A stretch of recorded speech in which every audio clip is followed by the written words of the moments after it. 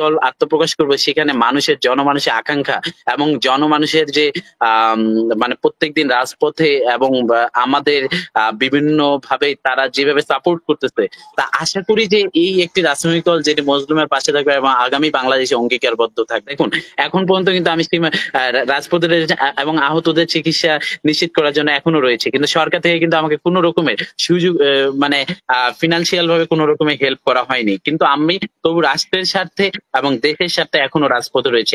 শিক্ষার্থীদের ব্যাকগ্রাউন্ড দেখতে হবে যে তারা কোন ফ্যামিলি থেকে এসেছে। এখন আমি যে নতুন পাঞ্জাবি পরি সেটাও বলবে যে এটার উৎস কি। তার মানে কি আমি আগে পাঞ্জাবি পরতাম না, আগে কি আমি শার্ট প্যান্ট পরতাম না? আমাকে একটু যদি সময় দিতেন, একটু আমি এই বিষয়ে কথা বলছি। দেখুন, ইতিহাসে কিন্তু আমরা ইতিহাসে এই প্রথম একটি রাজনৈতিক দল আত্মপ্রকাশের সময় মানুষের যে আকাঙ্ক্ষা, মানুষের যে এই যে আমাদের প্রতি যে আস্থার জায়গা প্রতিফলন, এই একটি নতুন রাজনৈতিক সংগঠনের ব্যানারে এসে যে রাজনীতি করার যে একটি মানে তাদের যে ইচ্ছা বা আকাঙ্ক্ষার জায়গাটা যে সৃষ্টি হয়েছে, এটিকে আমরা সাধুবাদ জানি। তবে হ্যাঁ, আমাদের আমাদের মধ্যে আমরা সকলেই যেহেতু রাজপথের সহযোদ্ধা, এখন আমাদের এখানে আমাদের মিসকনসেপ্ট থাকতে পারে বা আমাদের মধ্যে ভুল বোঝাবুঝি হতে পারে বা বিভিন্নভাবে বিভিন্ন, যেহেতু আমরা বা আমি আপনাকে প্রথমেই বলেছি যে আমাদের এখানে নতুন রাজনৈতিক মানে আমরা অনেকেই নতুন মানে এখনই জাগ্রত হচ্ছে যে আমরা রাজনীতি করবো, আমরা নতুন এসেছি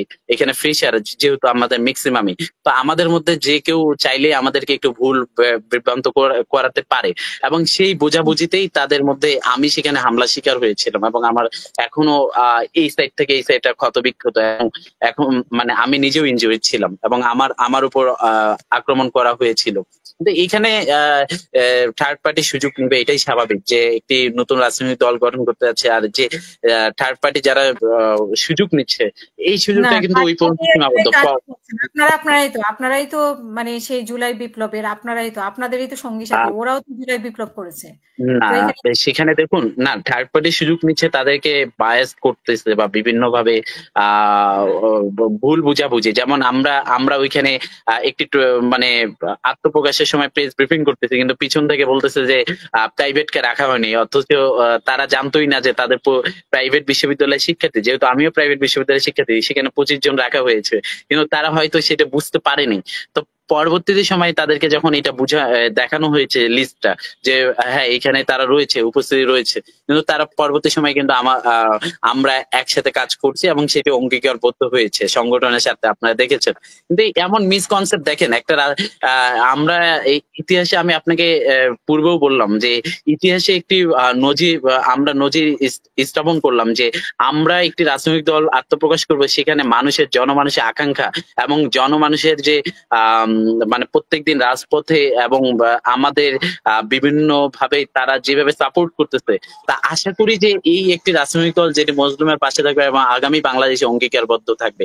এবং আপনারা দেখেছেন যে বাংলাদেশ গণতান্ত্রিক ছাত্র সংসদ এখন কিন্তু বিভিন্ন জায়গায় ইফতার থেকে শুরু করে সেহরি বিতরণ করছে। আবার আপনি এখানে আসবে ফান্ড প্রসঙ্গ, আমি প্রত্যেকদিন ভোরবেলা করে সেহরি বিতরণ করছি, কিন্তু এই যে ফান্ড কারা আমাদেরকে দিচ্ছে, আমাদের মধ্যে মানুষের একটি আস্থা রয়েছে, জনমানুষের আস্থা রয়েছে। প্রবাস দেশ থেকে বিভিন্ন জায়গা থেকে আমাদের বড় ভাইয়েরা বিভিন্ন অ্যালামনাই বা বিভিন্ন সংগঠনের সাথে আমরা যখন ছিলাম এবং আমাদের ক্রিকেটার অ্যাসোসিয়েশন থেকে বিভিন্ন জায়গা থেকে আমাদের ভাইয়েরা আমাদেরকে ফান্ড দিচ্ছে। প্রথমে তো বলি যে আসলে আমি কিন্তু বলি নাই যে আমাদের পক্ষে তৃতীয় পক্ষ সুযোগ নিচ্ছে, এমন কিছু বলিনি। কিন্তু দেখুন, এটি একটি প্ল্যাটফর্ম, এখানে বিভিন্ন মতাদর্শের রাজনৈতিক দলের শিক্ষার্থীরা এখানে যুক্ত রয়েছে। তো এখান থেকে যখন আমরা একটি রাজনৈতিক দলের আহ্বান করতে যাব, সেই ক্ষেত্রে যে আসতে পারে এবং সকলের জন্য উন্মুক্ত রয়েছে এই সংগঠনটি। তবে সেখানে আমি তো বলেছি যে এখানে বিভিন্ন মতাদর্শের মানুষ রয়েছে এই প্ল্যাটফর্মে। এখন কেউ যদি সুযোগ নেয় বা কেউ যদি বায়াসনেসে কাজ করে, সেটি কিন্তু আমাদের পক্ষে না। আমরা বলেছি আমাদের আদর্শিক মিল থাকতে হবে, আদর্শিক মিল থাকবে, সেখান থেকে আমরা ফান্ড রিয়েলেট নিবো। হ্যাঁ, আরেকটু বলি যে যেখান থেকে বাস এসেছে, আপনি বলেছেন যে 5টি বাস এসেছে, এটি কতটুকু সত্যতা নিশ্চিত হয়েছে এবং এটি কতটুকু ক্লিয়ার রয়েছে সেটি আমাদের জানা উচিত।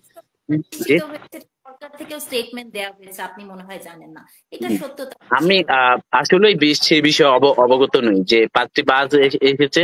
তবে আমি কখনোই সমর্থন করি না সরকার আমাদেরকে কোনো একটা পার্টিকে সমর্থন করবে, এটি আমি কখনো আশা করি না। সরকারি কোনো ফান্ডে আসবে না, এটিও আমি সমর্থন করি। তবে শিক্ষার্থীরা যখন রাজপথে থাকবে, দেখুন এখন পর্যন্ত কিন্তু আমি রাজপথে রয়েছে এবং আহতদের চিকিৎসা নিশ্চিত করার জন্য এখনো রয়েছে, কিন্তু সরকার থেকে কিন্তু আমাকে কোনো রকমের সুযোগ মানে ফিনান্সিয়াল ভাবে কোনো রকমের হেল্প করা হয়নি, কিন্তু আমি তবু রাষ্ট্রের স্বার্থে এবং দেশের স্বার্থে এখনো রাজপথে রয়েছে। এমনই আমার মতো সারা বাংলাদেশে অনেক সহযোদ্ধা রাজপথে এখন পর্যন্ত রয়েছে।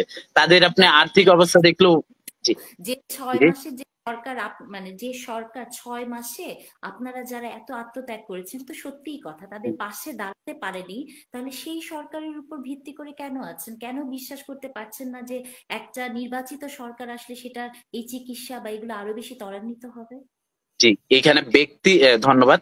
এখানে ব্যক্তি স্বার্থের ঊর্ধ্বে আমার ২০০০ শহীদ এবং আহতদের যে স্পিরিট রয়েছে বা তাদের যে আদর্শিক জায়গাটা রয়েছে সেটি আমাকে নিশ্চিত করতে হবে। তো সেই কারণে আমাদের মনে হয় যে অন্তর্বর্তীকালীন সরকার ডক্টর ইউনূস স্যারের মতো একজন নোবেল প্রাপ্ত যিনি রয়েছেন, উনাকে আমাদের এই বাংলাদেশের স্বার্থে বহির্বিশ্বের হেল্পের জন্য তাকে আমাদের প্রয়োজন, এবং উনিই পারবেন এই বাংলাদেশের যে সহযোগিতা মানে আমরা মনে করেছিলাম যে এরকম। আমি একটু আপনাকে আরেকটু এক্সাম্পল টানে আনি, যদি বাংলাদেশে মিরপুরের উইকেটে যদি অস্ট্রেলিয়ায় ক্রিকেট খেলতে আসে, তাহলে ওই অস্ট্রেলিয়া কিন্তু বাংলাদেশের কাছে পরাজয় বরণ করেছে, সেটি আপনি দেখেছেন।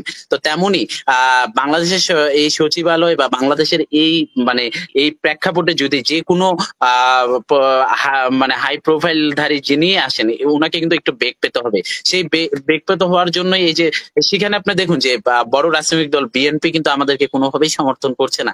সোশ্যাল মিডিয়া অনেক কিছুই আসবে, বিষয়গুলো দৃশ্যমান কতটুকু এবং কতটুকু স্বচ্ছতা রয়েছে এবং কতটুকু এগুলো আমাদের যেহেতু প্রশাসন রয়েছে, এখন যেহেতু আমরা একটা পর্যায়ে এসে আমাদেরকে সুশীলতা অবলম্বন করতে হচ্ছে, যে প্রশাসনের প্রতি আস্থা রয়েছে এবং আমাদের সংবিধানের প্রতি আস্থা রয়েছে, এবং সেই জায়গা থেকে প্রত্যেক বিচার যদি কারোর বিরুদ্ধে এমন ক্লেম আসে, অবশ্যই সেটি আমাদের সংগঠন যেহেতু মজলুমের পক্ষে, কেউ রাতারাতি সবারই একটাই প্রশ্ন যে টাকার উৎস কি, মানে রাতারাতি এত চাকচিক্য জীবনের উৎসটা কি, সেটা আমাদের আমাদের শিক্ষার্থীদের ব্যাকগ্রাউন্ড দেখতে হবে, যে তারা কোন ফ্যামিলি থেকে এসেছে। এখন আমি যে নতুন পাঞ্জাবি পরি, সেটাও বলবে যে এটার উৎস কি। তার মানে কি আমি আগে পাঞ্জাবি পরতাম না, আগে কি আমি শার্ট প্যান্ট পরতাম না? তো বিষয়গুলো হচ্ছে উৎস কি, আর এগুলো। আর আরেকটা বিষয় দেখুন, আমাদের প্রতি মানুষের একটা আস্থা রয়েছে। মানুষ আমাদেরকে, আমার যেদিন আমার উপর অ্যাটাক করা হয়, আপনারা জানেন যে আমার প্রতি 4 তারিখে যেভাবে অ্যাটাক করা হয়, 4ই অগস্টের কথা বলছি, সেই দিন আমাকে যখন মাথা ফেটে দেওয়া হয় এবং আমার বাইকটি ছিল অ্যাম্বুলেন্স সার্ভিস হিসেবে আমি ব্যবহার করতাম, বিভিন্ন আহতদেরকে তাদের বাসায় পৌঁছায় দিতাম। যেই সময় সিএনজি গুলো যেত না, সেই সময় আমার বাইক নিয়ে আমি তাদের বাসায় তাদেরকে রেখে আসতাম এবং চিকিৎসার ব্যবস্থা করে দিতাম ঢাকা মেডিকেলে। তো যারা আমার বিষয়ে জানে একান্তই, কিন্তু সেখানে দেখুন যে এর পরবর্তী সময় কি হয়েছে, যে ইয়ামাহা আমাকে একটি বাইক উপহার দেয় এবং বিভিন্ন জায়গা থেকে আমাকে ছোট ছোট করে ফান্ড দেওয়া হয়। এখন এখানে আমাকে এইভাবে সাপোর্ট করা হয়। শুভাকাঙ্ক্ষীরা রয়েছে আমাদের বিভিন্ন দেশ এবং দেশের বাইরে, আমাদের শুভাকাঙ্ক্ষী, আমাদের ব্যক্তিগত পরিচয় যাদের সাথে রয়েছে, যখন দেখে যে আমরা দিন রাত এক একবার পরিশ্রম করে আমরা রাজপথে রয়েছি, কিন্তু আমাদেরকে আমরা নিজেদেরও তো জীবিকা নির্বাহ করতে হয়। তো সেই ক্ষেত্রে আমাদের ভাই আপনাদেরকে ইয়ে করে